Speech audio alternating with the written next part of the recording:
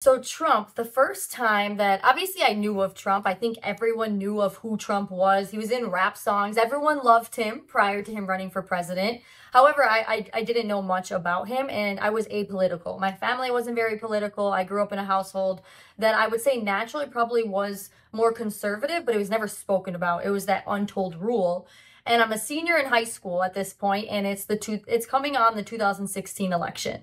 And it's Hillary Clinton and it's President Trump, even before they were the nominees.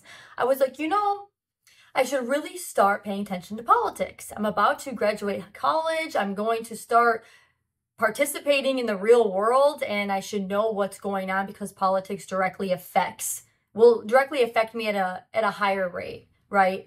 And so I start listening, and naturally, I actually thought I'd be on the left. And that goes to show why, because it shows how strong our culture is. That was apolitical, and I just naturally thought that because I believed, I believe that we should take care of the poor. I believe that I love the environment. And so these beliefs that I had in the culture around me just conditioned me to think that way. Then I actually went to go listen to the debates and listen to President Trump and listen to the other politicians who were running. And instantly I'm watching the Democratic convention and the debate with Hillary Clinton, and I'm listening to them speak. And automatically I knew I did not believe in those beliefs or those policies that they were sharing, because common sense told me otherwise. And so it was very quickly, I actually thought President Trump as a president, this is Donald Trump as a president, he seems like he's a little arrogant. What does he know about politics? All of that was instilled in me, I think, by just listening to things around me because I wasn't very engaged. And then I start listening to him, and he's a businessman, right? So a lot of what he was saying was common sense to me.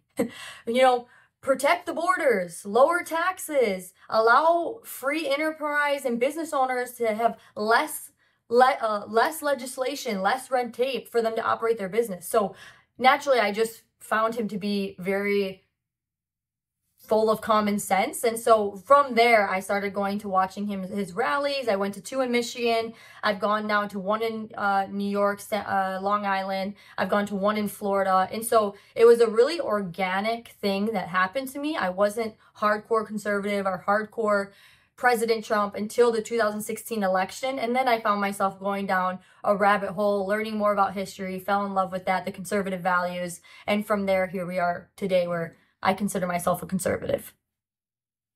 Did your opinion of Trump change when he actually started being a president and actually started being the leader of the United States? Did it change from the initial understanding of, wow, okay, I agree with him in some aspects because he's a businessman and because in some sort of ways we have the same values and principles, but when he actually became president, did that change? Did it evolve? How did that happen?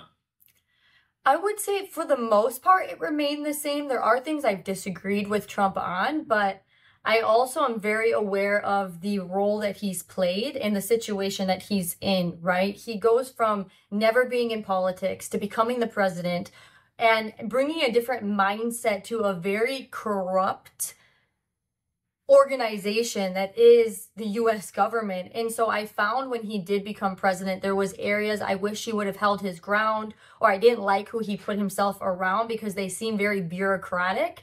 And some things that they did was against his, hey, limit the government, freedom, all of that. I don't know if it was naturally or specifically intentional on his end. I think there was part of a new role, a new organization, one of the most powerful organizations you're stepping into as an outsider. There is going to be, you're not going to do everything right. So I have a level of empathy towards that because as a leader, he did make a lot of decisions, and he was that bull in a china shop that I have a lot of respect for, and I still have a lot of respect for, but it doesn't mean I agreed with 100% of what he did. But overall, I didn't change my perspective. I still think he's the right man for the job. Mm-hmm. And what were some of the decisions or maybe legislations or his stances that he had outside of everything and outside of the majority that you agreed with? What were some that you disagreed with, where maybe his stance on abortion or his stance on other different various topics? What were the ideas and philosophies that he has that you disagree with? Yeah, first and foremost was the spending package that he signed into law. He spent a lot of money in government, and I'm not for it. I actually feel that these ominous spending bills, these 1,000-page bills that no one read, I doubt the politicians that even vote on them actually wrote them, naturally are unconstitutional. Because per the Constitution, all bills are supposed to be we govern by the consent of the governed, which means consent of the people. And it's impossible to consent on 1,000-page bills of trillions of dollars, billions of dollars of the U.S. taxpayer money. So the fact that Trump spent a lot of money and did sign off on these legislation packages when we didn't know what were in them or what we were spending, that was my biggest pushback on him, is that anything that I think bills should be a page long. You should be able to read them. You should understand them. You should know where the money's going, who's signing off on it, because the American people are the ones forfeiting the bill, and we have no idea what they're doing, and the government just gets bigger and more inefficient. So my number one pushback, or what I disagreed with Trump on, was how much money he spent and how much money he signed off on while he was the president.